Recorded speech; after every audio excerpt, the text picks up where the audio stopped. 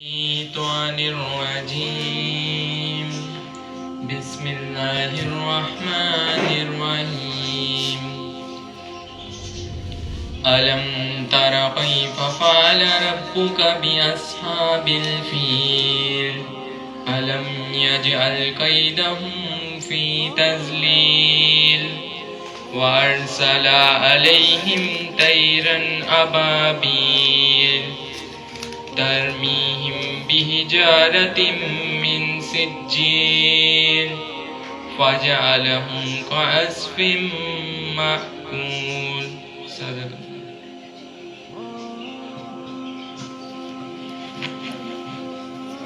بسم اللہ الرحمن الرحیم۔ قرآن مجید کی یہ جو صورت آپ کے سامنے تلاوت کی گئی 105 نمبر صورت ہے کہ جس کو ہم دیکھیں گے کہ اس کے اندر اللہ تعالیٰ نے کیا احکامات دیے۔ سب سے پہلے یہ جو آخری 10 صورتیں کہ جس کے اندر سورہ فیل بھی شامل ہے کہ جس کا آج آپ کے سامنے تلاوت کلام پاک سنی، یہ آخری 10 صورتیں جو ہیں نبی مہربان صلی اللہ علیہ وسلم کی جو ولادت ہوئی اس سے پہلے جو اللہ کے نبی صلی اللہ علیہ وسلم کا جو رسالت کے بارے میں آخری 10 صورتوں میں عموماً جو ہے رسالت کے بارے میں تذکرہ کیا گیا ہے، اور ان صورتوں کے اندر جو قریش کے جو حالات تھے، نبی اکرم صلی اللہ علیہ وسلم جو ہے وہ قریش کے قبیلے سے تعلق رکھتے تھے، اس کے جو حالات تھے اس کی طرف اشاراتاً گفتگو کی گئی ہے۔ یہ جو صورت ہے اس کی میں آپ کے سامنے چند ورسز تلاوت کر کے اس کو ہم ترجمے کے ساتھ سمجھنے کی کوشش کریں گے۔ اعوذ باللہ من الشیطان الرجیم، بسم اللہ الرحمن الرحیم۔ الم تر کیف فعل ربک باصحاب الفیل الم یجعل کیدہم فی تضلیل وارسل علیہم طیرا ابابیل ترمیہم بحجارۃ من سجیل فجعلہم کعصف مأکول۔ ترجمہ اس طرح ہے کہ تم نے دیکھا نہیں کہ تمہارے رب نے ہاتھی والوں کے ساتھ کیا کیا؟ کیا اس نے ان سب کی تدابیر کو اکارت نہیں کر دیا اور ان پر پرندوں کے جھنڈ بھیج دیے جو ان پر پکی ہوئی مٹی کے پتھر پھینک رہے تھے، پھر ان کا حال یہ کر دیا جیسے جانوروں کا کھایا ہوا بھوس۔ ربی اشرح لی صدری ویسر لی امری واحلل عقدۃ من لسانی یفقہوا قولی۔ عزیزان گرامی، قرآن مجید کی یہ بڑی مشہور معروف اور مختصر ترین صورت ہے کہ جس کے اندر ایک بادشاہ، عیسائیوں کا ایک بہت بڑا بادشاہ گزرا ہے ابرہہ، کہ جس کا تذکرہ یہاں پر ہمیں ملتا ہے۔ اور اس ابرہہ جو تھا اس کی تھوڑی سی میں آپ کے سامنے بیک گراؤنڈ رکھتا چلوں۔ ابرہہ دراصل یمن کا بادشاہ تھا۔ یہ یمن کا بادشاہ تھا۔ یمن کے اندر جو ہے پہلے یہودی گورنمنٹ قائم تھی، اس کے بعد عیسائی جو ہے وہ گورنمنٹ جو ہے ابرہہ چونکہ عیسائی مسلک سے تعلق رکھتا تھا، وہ عیسائی گورنمنٹ جو ہے اس کے اندر قائم کر دی گئی۔ ابرہہ نے جو ہے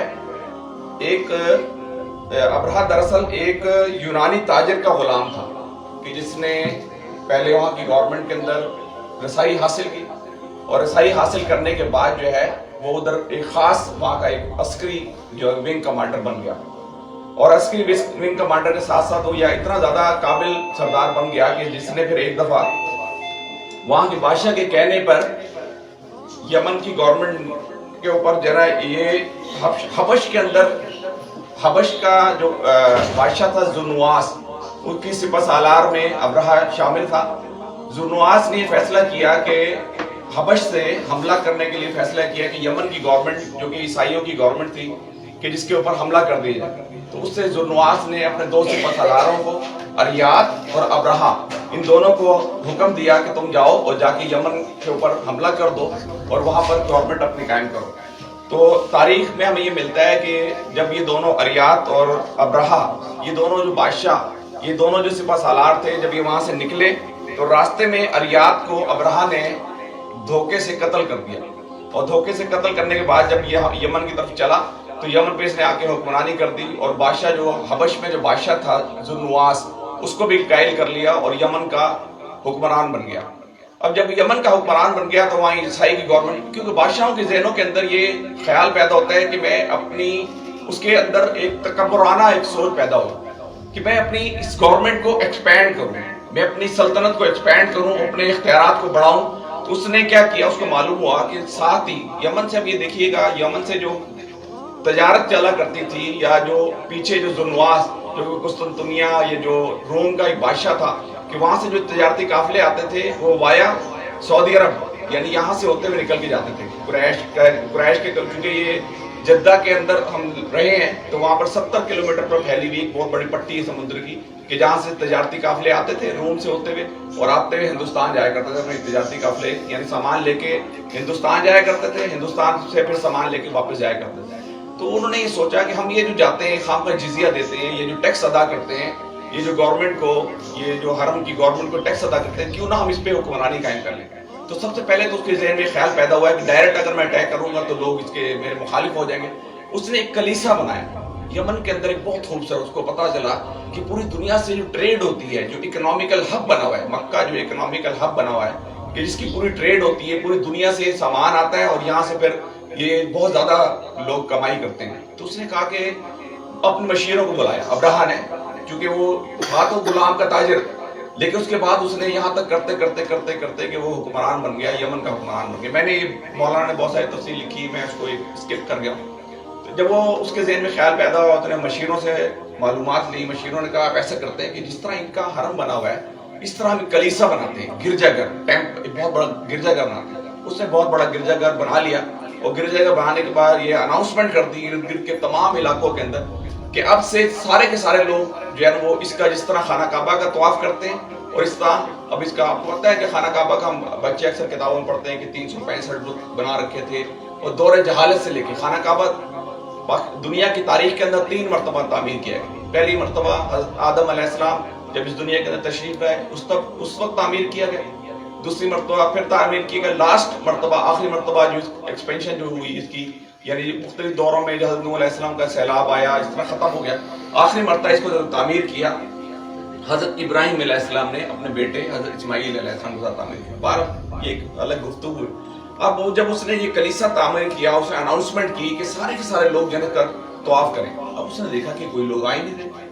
اس کا تو ذہن میں خیال تھا کہ لوگ جو ہے جب ادھر آئیں گے پوری دنیا سے لوگ ادھر طواف کریں گے، اس کی عبادت کریں گے تو آٹومیٹکلی جو اکنامی ہے، آٹومیٹکلی جو تجارتی لوگ ہیں وہ بھی ادھر آئیں گے اور میرے ملک کو جو ہے بہت فائدہ ہوتا. لیکن لوگ کوئی بھی نہیں آئے. پھر اس نے کیا ہوا کہ اسی اسنا میں ایک شخص جو تھا کہ اس کے بارے میں تاریخ میں بھی آتا ہے کہ اس نے وہاں پر جا کے کچھ تھوڑی سی غلاظت کر دی. کچھ لوگ کہتے ہیں کہ شاید اس نے خود یہ اس طرح کا کوئی معاملہ جھڑا کہ لوگ جو ہے اس کو کہ بھائی ہمارے جو ٹیمپل کی یا ہمارے جو گرجا گھر ہے، ہمارے کلیسا کی جو بے حرمتی کی گئی. اب اس نے جناب اناؤنسمنٹ کر دیا کہ اب میں جو ہے چونکہ انہوں نے یہ مسلم اور اس نے یہ شوشہ بھی چھڑوا دیا. اس نے یہ تاریخ میں آتا ہے کہ کچھ لوگوں نے یہ شوشہ چھوڑ دیا کہ یہ جو بے حرمتی کی یہ عرب کے لوگ تھے، کوئی عربی لوگ تھے کہ جو آئے تھے کہ جنہوں نے اس کے اندر جو ہے نا وہ غلاظت کر دی اور اس کی بے حرمتی کری.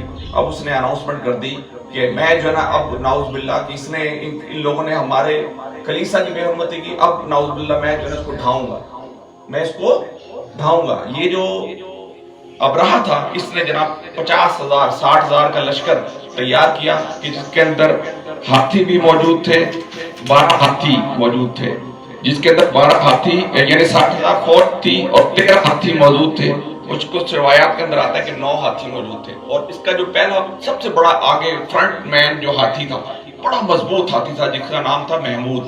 اور تفسیر ابن کثیر کے اندر آیا کہ اس نے زنجیریں بڑی بڑی زنجیریں بھی نعوذ باللہ اپنے ساتھ لے رکھی تھی کہ میں خانہ کعبہ کے اندر جو اس کے پلرز ہیں اس پلرز کے اندر اس کی زنجیروں کو ڈال کے اور ہاتھیوں کی مدد سے کھینچ کے اس کو گرا دوں گا کہ اس کا جو نا آج یہ ختم ہو جائے گی.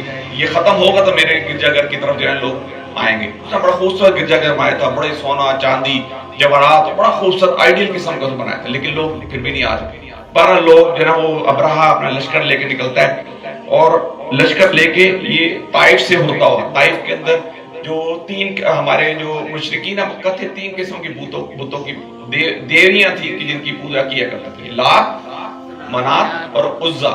تو لات کا مندر جو تھا وہ طائف کے راستے میں آتا تھا.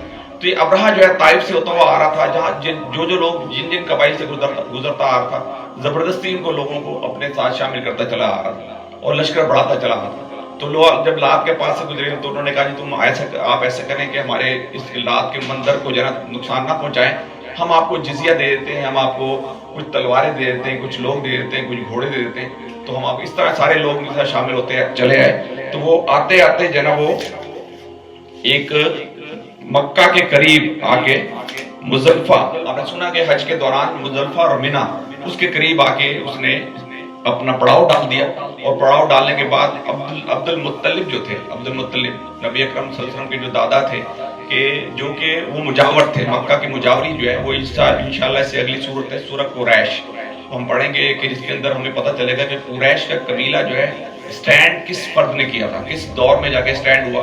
और स्टैंड होते होते नबी अकरम सल्लल्लाहु अलैहि वसल्लम तक जो ये नबी अकरम सल्लल्लाहु अलैहि वसल्लम से पहले उनके जद्दे अमजद थे उस्सा बिन कुलाब, जो कि ये नबी अकरम सल्लल्लाहु अलैहि वसल्लम दादा के जो आगे जद्दे अमजद थे उनके आगे से दादा थे। वहां से हम इंशाल्लाह हिस्ट्री लेके चलेंगे सूरत कुरैश की कल या परसों, उसके हम देखेंगे कैसे इस्टेब्लिश हुआ। तो वो मुजल्फा के मक्का मुजल्फा के करीब आके जो है उसने अपना पड़ाव डाला।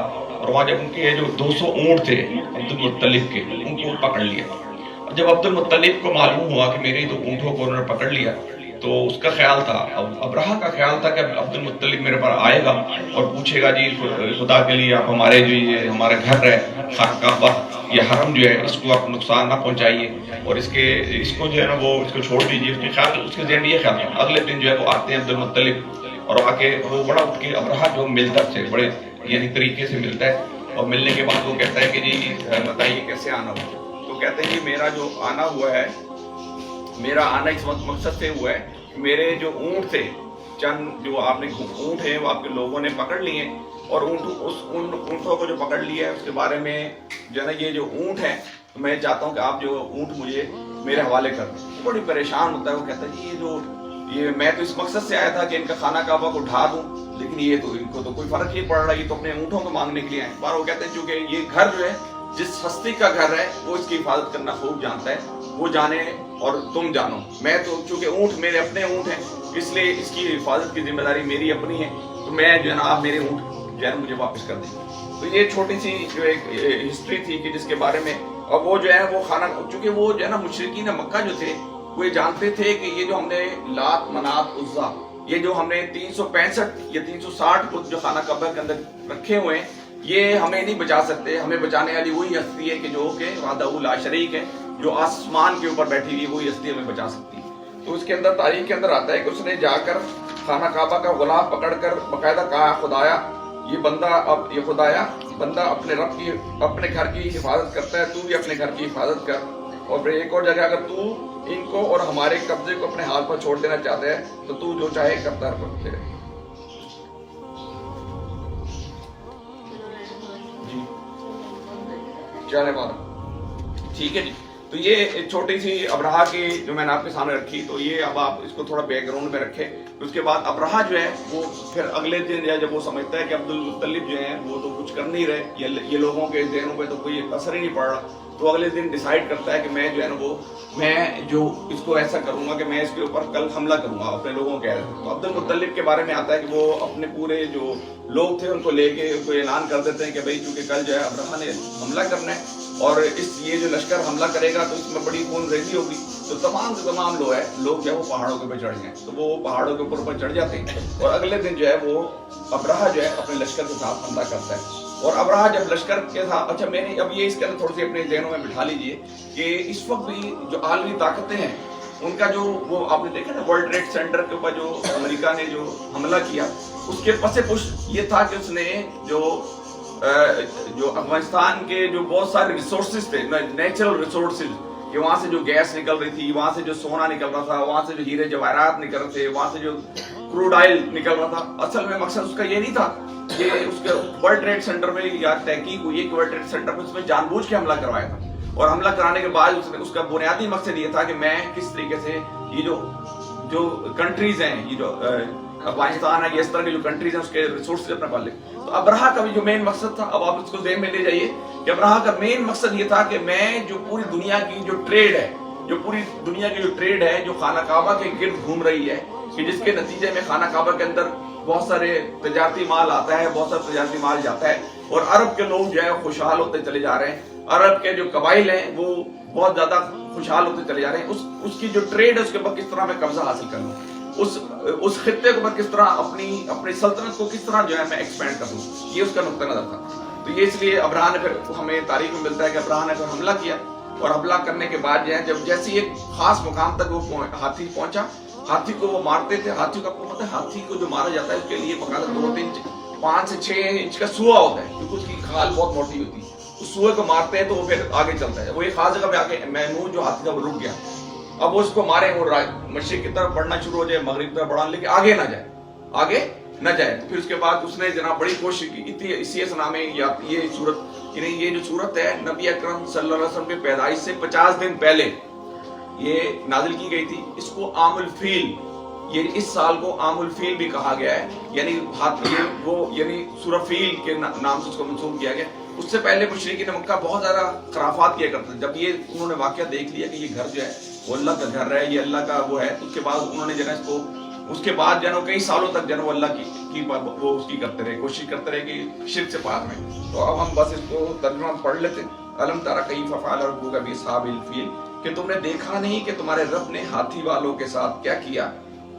अलम यजअल कैदहुम फी तज़लील, क्या उसने उनकी तदाबीर को अकारत नहीं कर दिया। कि यानी यहाँ तक आता है तारीख से कि वो झुंड के जो परिंदे आए कि जिनकी चोंचों के अंदर, जिनके पंजों के अंदर एक पत्थर था। यानी आपने देखा बारिश होती है, अगर रेत के ऊपर बारिश होती है तो रेत के ऊपर क्या पड़ता है, जहाँ पानी का कतरा गिरता है और फिर अगले दिन सूरज निकलता है तो छोटी छोटी कंकरियां बन जाती हैं। वो छोटी छोटी कंकरियां थी जो ऊपर से बुलेट्स की तरह, उसकी तेज वेलोसिटी थी, इतनी तेज से ऊपर से गिर रही थी कि उसके बाद उसका एक खास मोमेंटम बनता था कि वो जब गिरती थी तो हाथियों को उसको भुस बना देते। जैसे जानवरों का खाना खिलाए ना, चारा खिलाए, चारा खाना के बाद कुछ चीजें बच जाती है, भुस सा बच जाता है, उस तरह उनका भुस हो गया। यानी वो अल्लाह ताला ने तकब्बर करके चले थे कि मैं अना रब्बुकुमुल आला। जैसे मिस्र मुल्क मिस्र के रब, उसने कहा था फिरौन ने कि मैं बहुत बड़ा रब। उसने क्या किया, उसने भी ये भी तकब्बर करके आया था, तो वो फिर खत्म हो गए। तो उन्होंने क्या किया कि उसने परिंदों के झुंड के झुंड भेज दिए जो उन पर पकी हुई मिट्टी के पत्थर फेंक रहे थे। फिर उनका ये हाल कर दिया जैसे जानवरों का खाया हुआ भुस। ये अल्लाह ताला बता रहे हैं कि जो अल्लाह की फरामीन का इनकार करते हैं, चाहे वो फिरौन हो, चाहे वो हामान हो, चाहे वो शद्दाद हो, चाहे वो नमरूद हो, चाहे वो कौम आद हो, चाहे वो कौम समूद हो, चाहे वो कौम नूह, सबको सब नेस्त और नाबूद कर दिया। तो हमें इसमें एक बेसिक जो कंक्लूजन मिलता है, हमें बेसिक जो थीम मिलता है कि हमें हर आन जो है ना वो इस बात की फिक्र करनी चाहिए कि हम अल्लाह की, यानी आपको अगर अल्लाह ताला हुस्न दे दे, आपको अल्लाह ताला अगर सलाहियत दे दे, आपको अल्लाह ताला अगर दौलत दे दे, आपको अल्लाह ताला एक अच्छा घर दे दे, आपको अल्लाह ताला एक अच्छी गाड़ी दे दे, तो आप तकब्बुर में मुब्तला ना हो, इसलिए कि ये सब चीजें अल्लाह ने दी हुई, सब चीजें जो अल्लाह देता है अल्लाह ताला उसको लेने पे भी कुदरत रखता है। तो इससे अल्लाह ताला दुआ है कि अल्लाह ताला हमें तकब्बुर से बचाए। और इस सूरत से जो हमें जो कंक्लूजन मिलता है वही मिलता है कि हम हर आन जो अल्लाह ने जो फैसले कर रखे हैं, जो अल्लाह ताला ने जो बता रखा है, उसके मुताबिक अपनी जिंदगी को ढालने की तौफीक अता फरमाए। अक़ूलु क़ौली हाज़ा अस्तग़फ़िरुल्लाह ली व लकुम व लिसाइरिल मुस्लिमीन। हदीस के लिए